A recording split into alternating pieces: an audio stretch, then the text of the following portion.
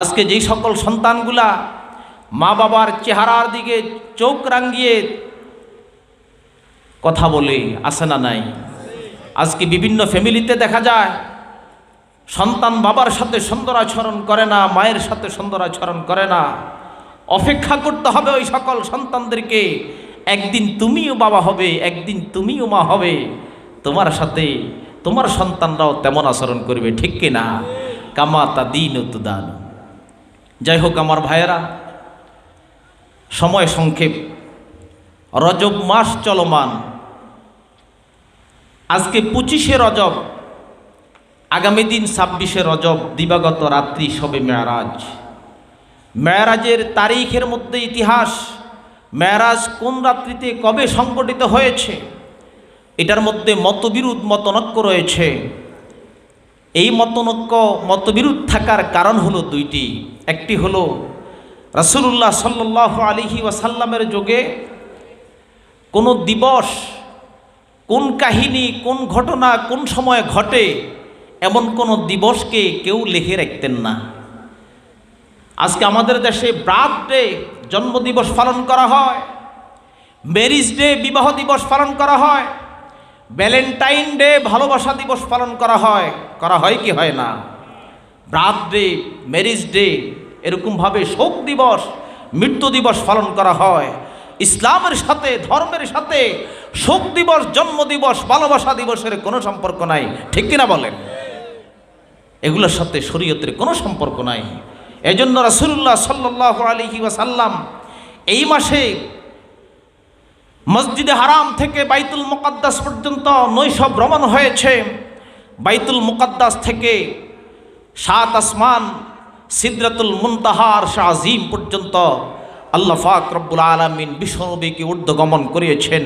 মেরাজ হয়েছে।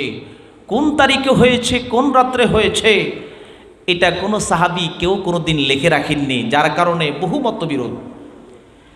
আবার কোন মুহাদ্দিসিনে কেরাম লেখেন এই মেরাজ কোন দিন হয়েছে, কোন তারিখে হয়েছে, কোন রাত্রি হয়েছে। এটার মধ্যে মতবিরোধ হওয়ার আরেকটি কারণ হলো, যেহেতু মেরাজের রাত্রিতে নির্ধারিত কোনো আমল নাই, মেরাজের পরবর্তী দিবসে রোজার কোনো মাসালা নাই। আজকে আমাদের সমাজের মধ্যে বিভিন্ন ছড়ি বই বের হয়ে মাকসুদুল মুমিনিন নামে বেহেশতের ভান্ডার, কিছু কিছু বই আমাদের প্রত্যেক মানুষের, প্রতিটি ফ্যামিলির ঘরে ঘরে আছে না নাই? বিভ্রান্তিকর কিছু কথাবার্তা, উদ্ভট কথাবার্তা এই বইয়ের মধ্যে লেখা আছে, যেটা মানুষকে বিভ্রান্তির মধ্যে ফেলে দেয়। আমার ভাইয়েরা, এমন কিতাবকে কখনো ফলো আপ করা যাবে না। শরীয়তের কোনো বিধিবিধান, কোন দিবসে কোন আমল রয়েছে, এমন কিছু জানতে চাইলে আমার ওস্তাজে মুহতারাম মুহাক্কিক আলেম, ওনার সাথে সাক্ষাৎ করতে হবে যে হুজুর শবে মেরাজে আমাদের করণীয় কি। যেহেতু শবে মেরাজের সাথে নির্ধারিত কোনো আমলের সম্পর্ক নাই, এই জন্য এই দিবসটা, এই রাত্রিটাও নির্ধারিত নাই, এই কারণেই মতবিরোধ, ঠিক কিনা বলেন? কেউ কেউ বলেন হিজরতের 6 মাস আগে, কেউ বলেন হিজরতের 8 মাস আগে। এভাবে অনেক ধরনের মতবিরোধ পাওয়া যায়। তবে সবচাইতে প্রসিদ্ধতম কৌল হলো, মত হলো রজবের 26 তারিখ দিবাগত রাত্রি। আমার ভাইয়েরা, এই রজব মাসে বিশ্বনবী মুহাম্মদুর রাসূলুল্লাহ সাল্লাল্লাহু আলাইহি ওয়াসাল্লাম মেরাজে গিয়েছেন। মহান রব্বুল আলামিনের সাথে ডাইরেক্টলি সাক্ষাৎ হয়েছে, আল্লাহ পাকের দিদার অর্জন করেছেন বিশ্বনবী মুহাম্মদুর রাসূলুল্লাহ সাল্লাল্লাহু আলাইহি ওয়াসাল্লাম। ইসলামের ইতিহাসে রাসূলুল্লাহ সাল্লাল্লাহু আলাইহি ওয়াসাল্লাম থেকে যত মুজিজা প্রকাশ পেয়েছে, সকল মুজিজার মধ্যে সবচাইতে শ্রেষ্ঠতম মুজিজা হলো মেরাজের সফর, ঠিক কিনা বলেন? আমার ভাইয়েরা,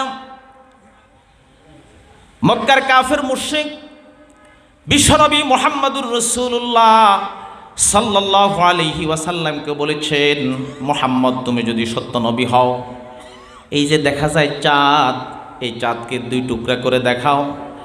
আল্লাহর পয়গম্বর আঙ্গুল দিয়ে ইশারা করেছেন, ইশারা করার সাথে সাথে চাঁদ 2 টুকরা হয়ে 2 টুকরা 2টি পাহাড়ের মধ্যে পতিত হয়েছে। মহান রব্বুল আলামিন ইনশিকাকে কামার, চন্দ্র বিদীর্ণ হওয়ার এই ঘটনাকে কেন্দ্র করে সূরা আল কমর নামে একটি সূরা কোরআন মজিদের মধ্যে নাজিল করে দিলেন। ইকতারাবাতিস সাআতু ওয়ানশাক্কাল কমর, সুবহানাল্লাহ। এভাবে রাসূলুল্লাহ সাল্লাল্লাহু আলাইহি ওয়াসাল্লামের বহু মুআজিজা রাসূলুল্লাহর জীবদ্দশায় প্রকাশ পেয়েছে। যতগুলো মুআজিজা প্রকাশ পেয়েছে, সকল মুআজিজার মধ্যে শ্রেষ্ঠ মুআজিজা হলো মেরাজের ঘটনা। অল্প সময়ের ভিতর মসজিদে হারাম থেকে বাইতুল মুকাদ্দাস, আবার বাইতুল মুকাদ্দাস থেকে 7 আসমান, জান্নাত জাহান্নাম, সিদরাতুল মুনতাহা, শরীফুল আকলাম, আরশ আজিম পর্যন্ত রাসূলুল্লাহর সংক্ষিপ্ত সময়ে এই বিশাল সফর রাসূলুল্লাহর জীবন ইতিহাসের মধ্যে, জীবদ্দশার মধ্যে, মুআজিজা সমূহের মধ্যে সবচাইতে উল্লেখযোগ্য এবং জটিল কঠিন মুআজিজা, ঠিক কিনা?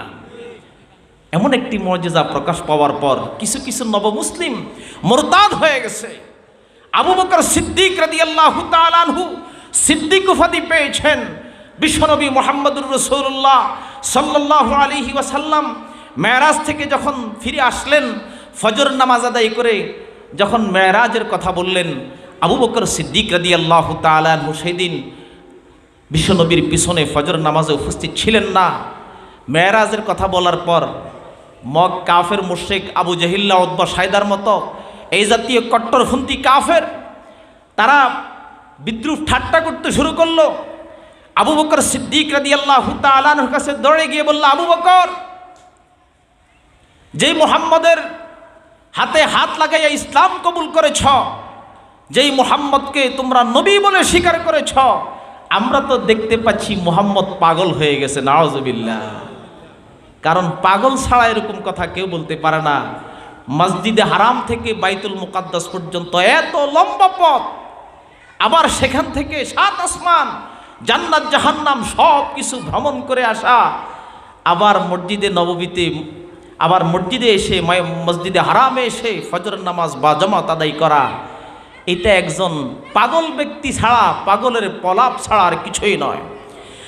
আবু বকর সিদ্দিক রাদিয়াল্লাহু তাআলা আনহু মক্কার কাফের মুশরিকদেরকে জবাব দিলেন, এরে আবু জাহাল, এ মক্কার কাফের মুশরিকেরা,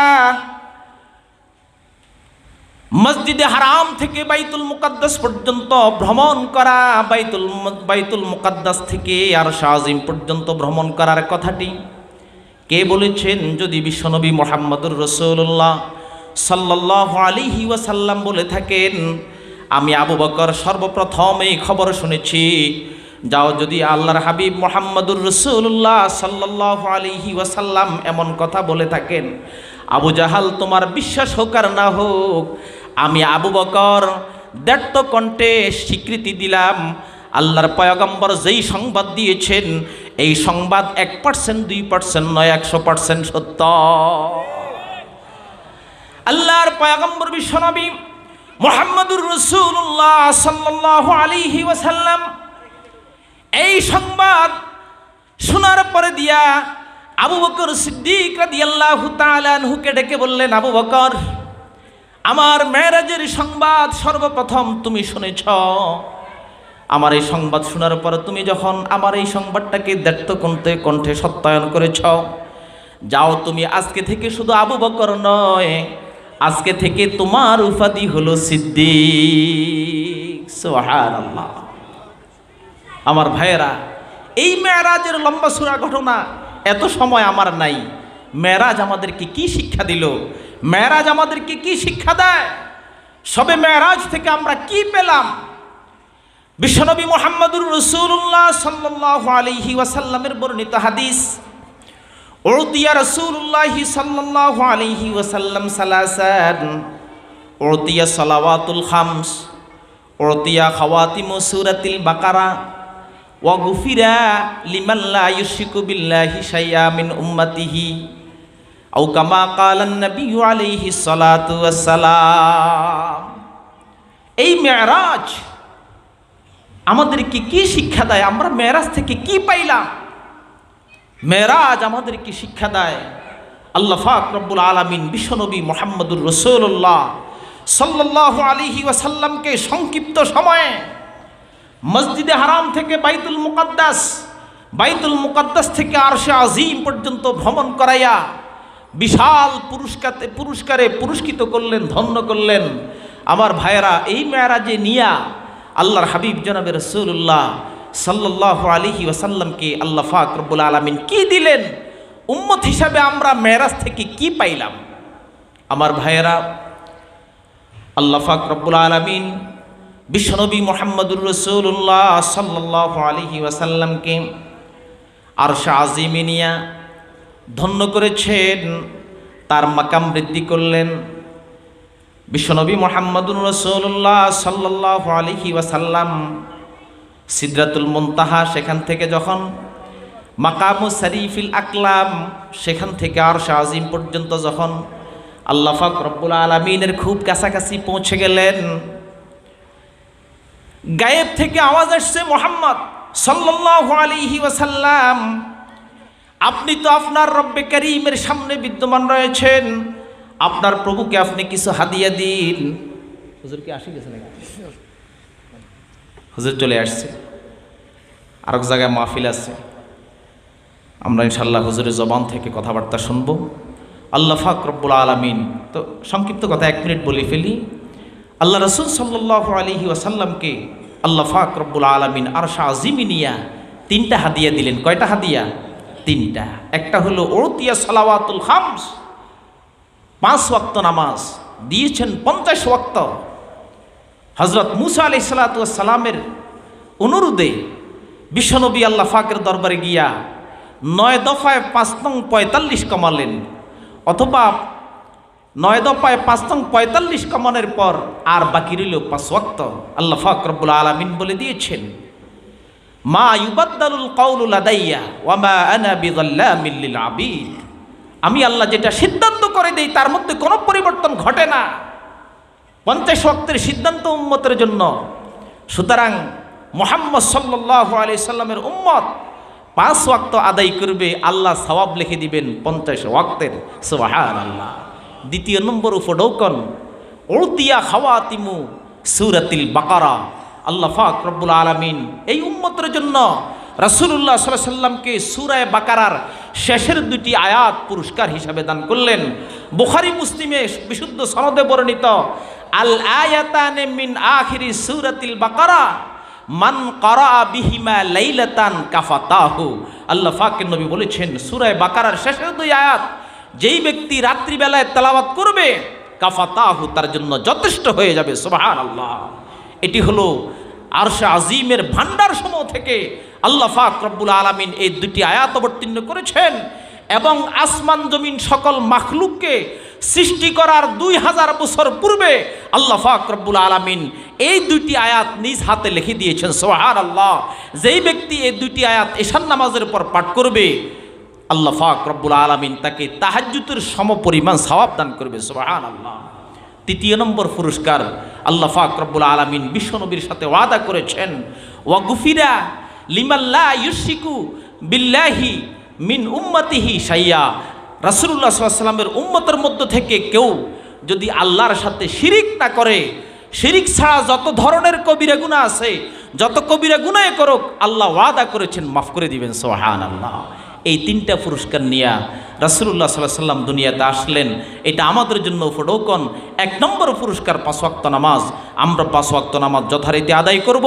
আজকের এই মাহফিল থেকে প্রতিজ্ঞাবদ্ধ হব যে আমরা মৃত্যুর আগ পর্যন্ত আর কখনো নামাজ ছাড়ব না। তৈয়ার আছি তো ইনশাআল্লাহ? কারা কারা তৈয়ার? দি হাত তুলে দেখায়। নারায়ে তাকবীর। আল্লাহ সবাইকে মৃত্যুর আগ পর্যন্ত 5 ওয়াক্ত নামাজে নামাজি বানায়া দেন। সকলে বলে আমিন। ওয়া আখিরু দাওয়ানা আনিল হামদুলিল্লাহি রাব্বিল আলামিন।